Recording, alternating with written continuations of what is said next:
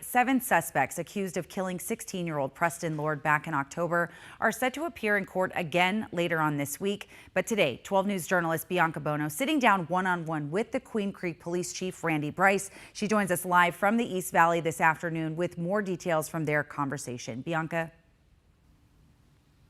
Rachel, Chief Bryce wasn't able to comment on a lot of the specifics around this case. Careful not to jeopardize the next step in this investigation, which is, of course, the prosecution. But he shared what he could. Take a listen. 7 suspects have been charged, but where does your investigation stand today? So still ongoing.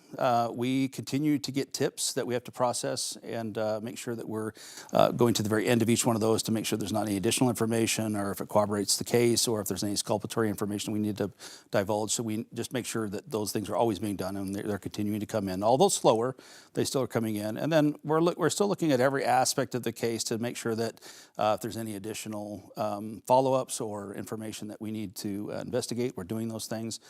So just more to do. Do you believe that we'll see more arrests? So if we're able to develop probable cause on any other people or individuals that have already been charged in the crime, we will send that to the county attorney for review, but it's always a possibility. Did your investigation show that all 7 of these suspects participated in the attack in some way, or did others watch, record? What can you share with us? So this is one of the things I really want to get out to the public is that as we kind of enter this next stage of the process, you know, we've talked about this active investigation, and for us it's still active.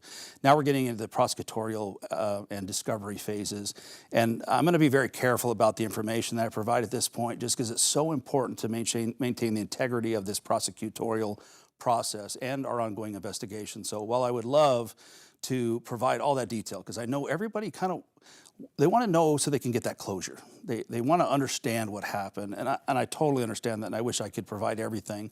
So that information will come out during trial, the very specifics of each person and how they engaged in the activity, but I can't provide any more information at that point. I also asked the chief about what led up to the attack that night back in October. He could not provide too many details, but he did say it was a series of events that happened over the course of that night, including one of Preston Lord's friends getting a chain stolen, and it culminated in that final deadly attack. Now, earlier today, I also sat down with Gilbert's police chief one-on-one. We'll have much more from that interview coming up on 12 News at 5. We're live in Gilbert. Bianca Bono, 12 News.